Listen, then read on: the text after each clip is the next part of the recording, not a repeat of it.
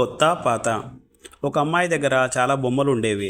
అమ్మాయి అడిగినప్పుడల్లా వాళ్ళ నాన్నగారు బొమ్మలు కొనిచ్చారు. అందుచేత అమ్మాయి దగ్గర చాలా బొమ్మలు ఉండేవి. వాటిని అరుగు మీద పెట్టుకొని ఆ అమ్మాయి రోజూ ఆడుకునేది. ఒకనాడు ఆ అమ్మాయి ఏం చేసిందంటే వాళ్ళ నాన్నగారితో, నాన్నారు, నా బొమ్మలన్నీ పాతబడిపోయాయి, చక్కని కొత్త బొమ్మ తెచ్చిపెట్టరు అని అడిగింది. సరేనని వాళ్ళ నాన్నగారు ఎగ్జిబిషన్లో చక్కని చందనపు బొమ్మ కొని పట్టుకొచ్చి అమ్మాయికి ఇచ్చారు. బొమ్మ ఎంతో ఖరీదైనది, చక్కని సువాసన కలిగి ఎంతో ముద్దొస్తుంది. అమ్మాయి పాత బొమ్మల ఊసే మరిచి ఈ కొత్త బొమ్మతోనే ఆడుకుంది. దానికి చక్కని దుస్తులు కుట్టింది, పూసలు పెట్టింది. దాంతో చాలాసేపు ఆడుకుని భోజనానికి వెళ్ళింది. ఆ అమ్మాయి భోంచేసి వచ్చేసరికి పాత బొమ్మలకి కొత్త బొమ్మకి పెద్ద పోట్లాట జరుగుతున్నది. ఒక పాత చెండ్ర కొయ్య బొమ్మ చందనపు బొమ్మతో, ఏయ్ దూరంగా ఉండు, మాలోకి రాకు, మేమంతా ఎంతో కాలం ఇక్కడ ఉన్నవాళ్ళం, నువ్వు ఇవాళ వచ్చిందానివి అన్నది. నేను మాత్రం ఈ మాదిరిగా వచ్చిందాన్ని కాదా, ఏమిటి మీ ఆధిక్యం అని అడిగింది చందనం బొమ్మ.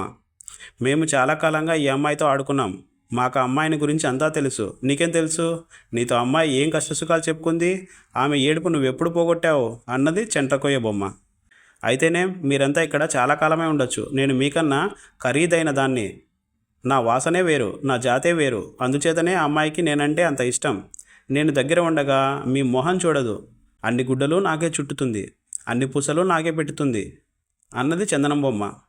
అదా నీ అహంకారం, కొత్తలో మాకు ఇవన్నీ పెట్టింది, కొత్తలో మా మీద అంత ఆపేక్షగానే ఉంది, కానీ మేము అలవాటయ్యాక అటువంటివేవి అవసరం లేకపోయింది, అంతేగాని మేమంటే ఆమెకు ప్రేమ లేక కాదు.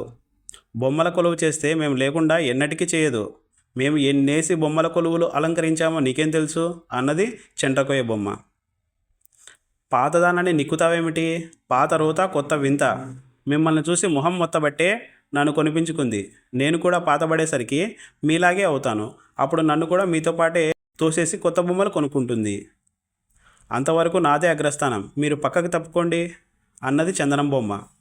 ఈ మాటకు కోపం వచ్చి చెంట్రకొయ్య బొమ్మ చందనం బొమ్మ మీద కలియబడింది.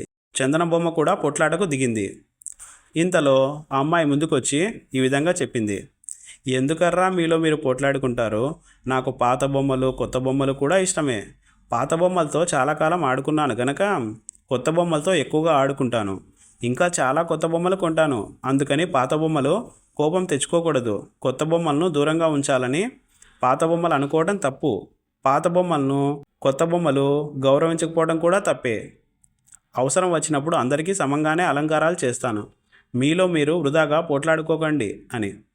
ఆ మాటలు వినగానే పాత బొమ్మలు కొత్త బొమ్మ తమ పోట్లాట మానేసి పాడుతూ నృత్యం చేయసాగాయి.